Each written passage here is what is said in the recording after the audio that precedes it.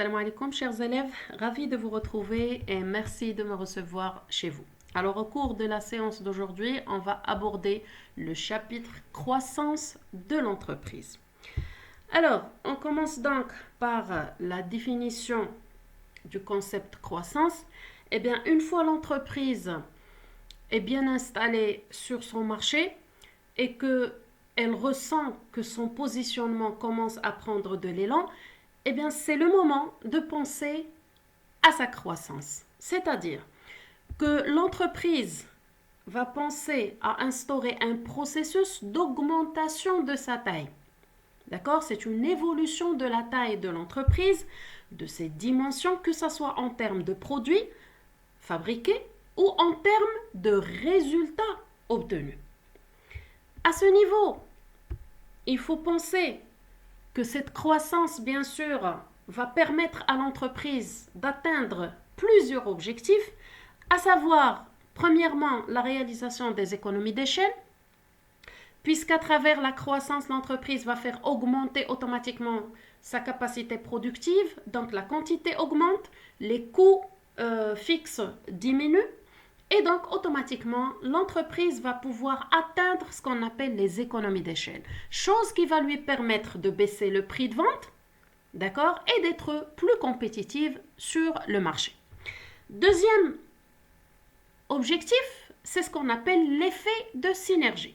Eh bien, c'est un effet de complémentarité que l'entreprise va pouvoir réaliser soit entre ses activités, si elle se lance dans la diversification, et ça sera une synergie entre activités. Sinon, si elle se lance dans une croissance en mode regroupement avec d'autres entreprises, cette fois-ci, la synergie va se réaliser avec les autres entreprises. Donc, on verra ça en détail juste après dans les modes de croissance. Troisième objectif, c'est l'atteinte de la taille critique. Et c'est là où l'on parle de l'évolution de la taille et de la dimension de l'entreprise. C'est la taille minimale qu'une entreprise doit avoir pour pouvoir s'installer sur un marché et pour pouvoir se développer et être compétitive sur ce marché sans subir d'handicap. Quatrième objectif, c'est donc le pouvoir de négociation. Alors, une fois la taille de l'entreprise va augmenter, ces indicateurs vont augmenter, ça va lui donner un pouvoir sur son marché. C'est un pouvoir de négociation que ce soit vis-à-vis des fournisseurs, des clients, des banques et même vis-à-vis des pouvoirs publics. Donc, la croissance en tant que telle, c'est un processus qui va permettre à l'entreprise de grandir, que ce soit sur le plan dimension ou sur le plan pouvoir sur le marché. Alors, cette croissance, normalement, l'entreprise devra la mesurer en continu. Et pour mesurer la croissance, on dispose de deux types d'indicateurs. Deux types d'indicateurs qu'on va pouvoir vous demander, bien sûr, de repérer dans vos textes d'examen. On parle déjà des indicateurs quantitatifs. Cette fois-ci, ce sont des indicateurs chiffrés, qui peut se rapporter soit au chiffre d'affaires de l'entreprise qui a connu une progression, soit à la part de marché, au résultat net, résultat d'exploitation, le nombre d'agences, le nombre de points de vente et ainsi de suite. Donc, il y a une évolution de ces indicateurs. Deuxième type d'indicateurs, c'est donc les indicateurs qualitatifs. Et cette fois-ci, vous n'avez plus de chiffres sur le texte d'examen. D'accord? Vous devez chercher d'autres repères qui peuvent se rapporter soit à l'évolution ou l'amélioration de l'image de marque, de la notoriété, de l'innovation, les investissements dans les innovations et dans la recherche et développement. Rappelez-vous de cette abréviation RD, c'est recherche et développement, de l'obtention de plusieurs certifications ISO et de l'introduction en bourse, sans oublier la position ou le positionnement de l'entreprise sur son marché, c'est-à-dire son rang par rapport aux autres entreprises. Et on peut vous dire, par exemple, c'est le premier exportateur, c'est le troisième producteur de ce type de produit, et ainsi de suite. Alors, maintenant, qu'on a pu comprendre le concept croissance par définition, ses objectifs et la manière, c'est-à-dire les indicateurs qui vont permettre de la mesurer, voyons maintenant quels sont les modes de la croissance de l'entreprise. À ce niveau, bien sûr, c'est une autre question qui figure presque généralement dans tous les examens. On vous demande d'identifier ou de repérer le mode de croissance réalisé par l'entreprise. Eh bien, la réponse, c'est soit un mode de croissance interne. En un mot, c'est dans le cas où l'entreprise va agir toute seule et par ses propres moyens, chose qu'on va développer par la suite, ou bien on parle du mode de croissance externe dans le cas où l'entreprise va coopérer avec d'autres entreprises ou va carrément se regrouper avec elles. Donc on commence par le mode de croissance interne. Alors à ce niveau, l'entreprise va créer de nouvelles capacités, que ce soit en recherche, en production ou en distribution, qui seront créées grâce aux ressources intérieures, c'est-à-dire aux ressources internes de l'entreprise. C'est donc une réalisation qui sera faite par les propres moyens de l'entreprise, que ce soit des ressources humaines, financières ou techniques. Donc, lorsqu'on vous pose la question sur le mode et que vous répondez par exemple c'est un mode de croissance interne, il faudrait par la suite répondre à la question qui suit. C'est soit qu'on va vous demander de justifier le choix du mode que vous venez bien sûr de préciser ou de repérer la modalité de cette croissance interne. Et donc, dans les deux cas, la justification de la croissance interne ou la modalité de la croissance interne, c'est toujours les investissements réalisés par l'entreprise.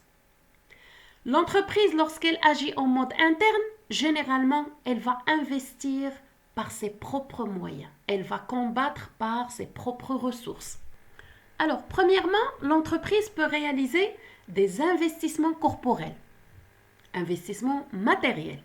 Sur le texte d'examen, on peut vous dire par exemple que l'entreprise vient de construire une nouvelle usine ou d'inaugurer une nouvelle usine. L'inauguration est tadjin, d'accord? Elle peut acquérir de nouveaux équipements, construire de nouveaux dépôts de stock, ou bien créer de nouveaux points de vente, ou bien de nouvelles agences, et ainsi de suite. Dans ce cas, l'investissement, comme on vient de dire, il est toujours matériel ou corporel. Alors parfois, aucun investissement corporel ne sera apparent dans le texte. Alors qu'on va vous parler d'autres types d'investissements qu'on appelle investissements corporels.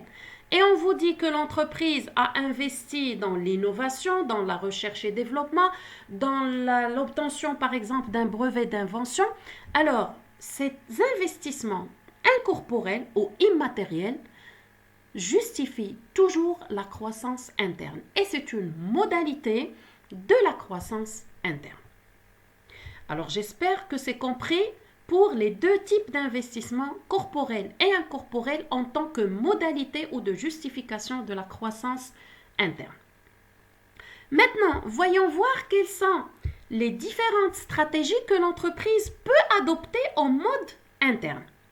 Et donc, toujours par ses propres moyens, l'entreprise peut adopter une stratégie de spécialisation. D'accord? C'est-à-dire exercer un seul métier. Elle peut aussi se diversifier toujours en mode interne, c'est-à-dire c'est grâce à ses propres moyens qu'elle va pouvoir intégrer de nouveaux DAS, nouveaux domaines d'activité stratégique. Troisième stratégie qu'elle peut exercer en mode interne, c'est l'intégration, mais verticale. Je dis bien la stratégie d'intégration verticale, parce que l'intégration horizontale, pour la réaliser, elle doit se regrouper avec d'autres entreprises ayant la même activité. Alors que pour l'intégration verticale, d'accord, elle peut elle-même, si jamais elle arrive à intégrer l'ensemble des activités depuis la production des matières premières jusqu'à la distribution du produit fini, dans ce cas, l'entreprise va réaliser une intégration verticale en amont et en aval, ce qui fait qu'elle va adopter ce qu'on a appelé la stratégie de filière. Alors ça, c'est ce qu'on a déjà expliqué dans la stratégie d'intégration. Je vous laisse le lien si vous voulez bien sûr la réviser. On termine donc par la dernière possibilité, toujours au mode interne, c'est la stratégie d'internationalisation. Et oui, elle peut la réaliser au mode interne. Si jamais elle va pouvoir, par exemple, exporter ses produits toujours seule, par ses propres moyens, ou bien créer des points de vente à l'étranger, créer par exemple de nouvelles agences toujours à l'international. Donc, la stratégie d'internationalisation, elle est tout à fait possible au mode interne. Alors, pour clôturer le mode de croissance interne, on termine par les avantages et les limites de ce mode. Eh bien, sachez que pour l'entreprise qui agit au mode interne, le premier avantage, c'est donc la sauvegarde du pouvoir, la sauvegarde de l'indépendance de l'entreprise, la sauvegarde aussi d'un bon climat social. Elle va pouvoir créer des emplois et elle va développer un nouveau savoir-faire grâce, bien sûr, à son expérience et grâce à la stratégie, bien sûr, si elle arrive à se diversifier avec le temps. Du côté des limites, tant que l'entreprise agit toute seule, par ses propres moyens, déjà sa croissance sera lente. Lente, ça veut dire à petits pas. يعني une croissance très D'accord? Pourquoi? Eh bien, premièrement, parce qu'elle va rencontrer une difficulté pour financer des investissements coûteux. Et deuxièmement, parce que la difficulté d'investir va rendre l'atteinte de la taille critique un peu difficile. Surtout que cette taille critique, c'est la taille minimale qui va lui permettre, bien sûr, d'intégrer le marché, de s'installer, de se développer et d'être compétitive. Alors, si c'est compris pour le mode de croissance interne, on passe au mode de croissance externe. Alors, dans ce sens, l'entreprise va se développer à l'extérieur. C'est-à-dire qu'elle va essayer de se rapprocher d'autres entreprises pour faire accélérer son propre développement. Rappelez-vous ce qu'on a dit pour la croissance interne. Sa première limite, c'est qu'elle est lente. Et donc, si l'entreprise désire vraiment accélérer son rythme de développement, elle n'a plus le choix dans ce cas, elle doit automatiquement passer au mode externe. À ce niveau, elle peut soit coopérer avec d'autres entreprises, soit acquérir une partie de leurs actifs ou prendre leur contrôle une fois pour toutes. Au même titre que la croissance interne, on va vous poser la question encore une fois sur les modalités de la croissance externe. Et à ce niveau, il faut distinguer entre deux types de modalités. Soit les modalités juridiques ou bien les modalités financières. On commence donc par détailler déjà le contenu des modalités juridiques. Déjà, on parle des partenariats réalisés par l'entreprise, c'est-à-dire les coopérations qu'elle va pouvoir signer ou contracter avec des entreprises externes. Et on reprend donc les différentes modalités de la stratégie de l'impartition, à savoir la sous-traitance, la cession de licence, la franchise, la concession, le GIE, groupement d'intérêt économique, et la filiale commune ou joint venture. Donc, je vous laisse le lien en haut de l'écran si vous voulez réviser le contenu de chaque modalité, mais sachez que les différentes modalités de l'impartition, si jamais vous les retrouvez dans votre texte d'examen, eh bien, ce sont des justifications et des modalités du mode de croissance externe. D'accord? Alors, au-delà des partenariats, l'entreprise va passer donc, comme on a dit tout à l'heure, aux acquisitions. c'est-à-dire à l'achat de parts d'actions dans les autres entreprises. Eh bien, première forme, c'est ce qu'on appelle la prise de participation. Dans ce cas, l'entreprise va acquérir de 10 à 49% dans le capital d'une autre entreprise. Vous allez peut-être vous demander pourquoi j'ai dit de 10 à 49. Pourquoi pas moins de 10? Eh bien parce que si l'entreprise n'arrive qu'à acquérir que moins de 10%, dans ce cas, elle est nommée tout simplement actionnaire. Un simple actionnaire parce que sa part elle est minime. Alors si jamais cette prise de participation atteint plus de 50%, alors cette fois-ci, on parle de filiale. D'accord? Parce que, par définition, la filiale, c'est une entreprise dont le capital est détenu à plus de 50% par une société mère.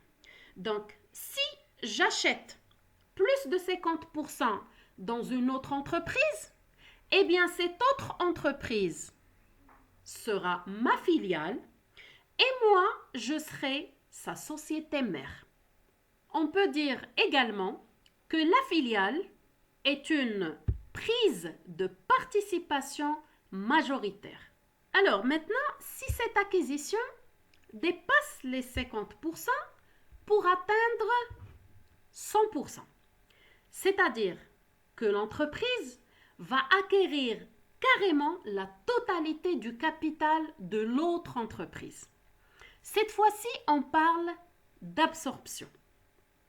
Alors, par schématisation du processus, on retrouve les deux entreprises A et B. A qui va prendre le contrôle de B, qui va la racheter en totalité.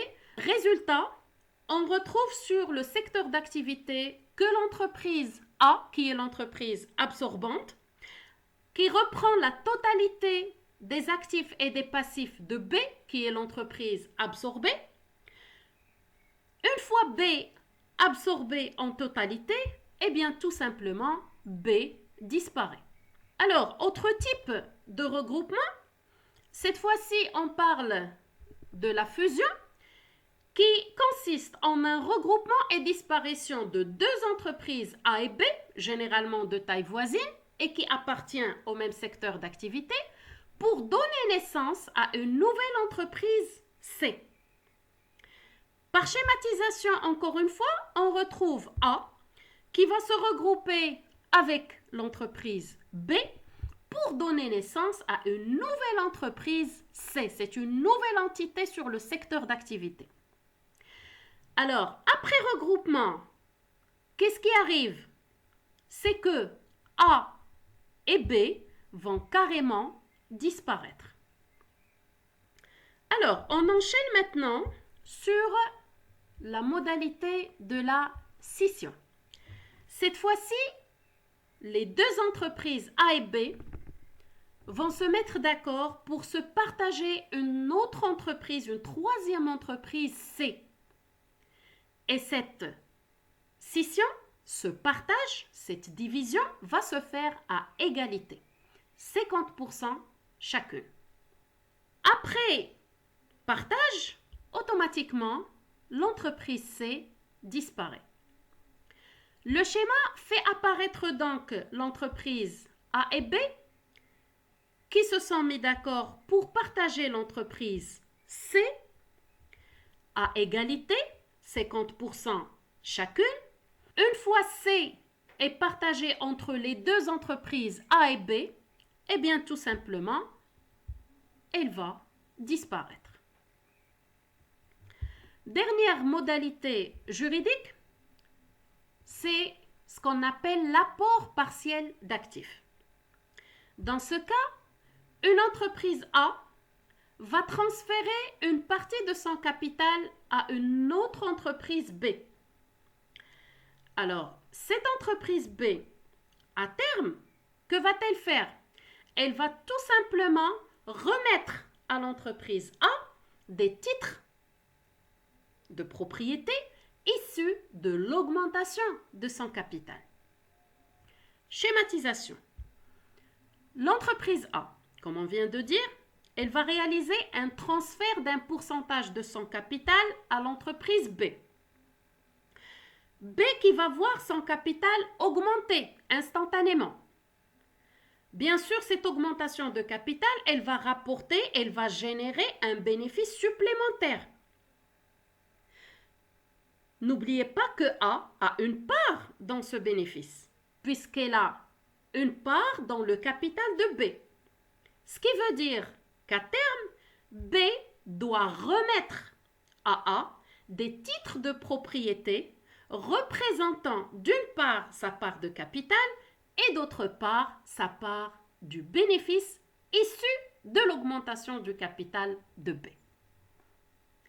Je sais que ces modalités sont abstraites, mais essayez bien sûr de lire la définition à plusieurs reprises et de revoir le schéma pour pouvoir distinguer entre les différentes modalités. Alors, pour récapituler les modalités juridiques, on va les représenter ensemble. Donc, rappelez-vous, lorsqu'on vous demande d'identifier les modalités juridiques de la croissance externe, parfois le terme juridique ne va pas figurer dans la question. On vous demande de justifier la croissance externe ou bien d'identifier ou de repérer la modalité de la croissance externe. Eh bien, mettez-vous en tête que d'une part, vous avez toutes les modalités de partenariat de l'impartition. Kamli. En plus, vous retrouvez les différentes modalités juridiques telles que la prise de participation par acquisition de 10 à 49% dans le capital d'une autre entreprise, la filiale dans laquelle la prise de participation sera majoritaire à plus de 50%, l'absorption qui consiste à une acquisition globale, donc un rachat total de l'entreprise, la fusion dans laquelle A et B vont se regrouper et disparaître pour donner naissance à C, la scission au cours de laquelle A et B vont se mettre d'accord pour se partager la troisième entreprise C qui va disparaître également, et l'apport partiel d'actifs qui reprend le principe d'un transfert de capital entre deux entreprises. Donc voilà, c'est la récapitulation de toutes les modalités juridiques qui peuvent justifier la croissance externe sur votre texte d'examen. Il nous reste donc les modalités, cette fois-ci, financières, d'accord? Je rappelle que lorsqu'on parle de la modalité financière de la croissance externe, eh bien, on évoque tout simplement la manière de l'acquisition des parts ou des titres ou des actions dans les autres entreprises. Comment ça s'est fait au niveau de la bourse? Alors, dans ce sens, on va citer ces modalités une à une. On commence par ce qu'on appelle l'OPA. Et vous pouvez retrouver cette abréviation carrément sur le texte d'examen. OPA, c'est offre publique d'achat. C'est-à-dire que l'entreprise va essayer de se présenter publiquement à la bourse pour acheter, pour acquérir des actions dans une autre entreprise à un cours garanti. Un cours garanti veut dire tout simplement une valeur supérieure à la valeur boursière déclarée ce jour-ci. Deuxième modalité financière, c'est l'offre publique de vente, OPV. On appelle la vente des actions offre publique dans le cas où cette vente se réalise pour la première fois sur le marché financier. D'accord? Troisième modalité, c'est l'OPE, offre publique d'échange. Cette fois-ci, les deux entreprises vont tout simplement échanger leurs actions. C'est un troc d'actions, c'est-à-dire action contre action. On termine par le ramassage boursier. Dans ce cas, l'entreprise, elle va acquérir les actions d'une manière progressive. Pourquoi? Parce que l'entreprise dans laquelle elle veut acheter les actions, son capital, il est dispersé, il est réparti entre plusieurs actionnaires. On part vers les avantages et les limites du mode de croissance externe. Alors, premier avantage, c'est une croissance rapide. Comme on a dit tout à l'heure, c'est une accélération du processus de développement. Ça permet automatiquement l'atteinte de la taille critique. Ça permet aussi la réalisation de l'effet de synergie, parce qu'il y a bien sûr complémentarité avec d'autres entreprises. Ça va réaliser des économies d'échelle parce que les regroupements et les partenariats vont permettre une augmentation de la production et ça va permettre à l'entreprise de saisir de nouvelles opportunités sur le marché.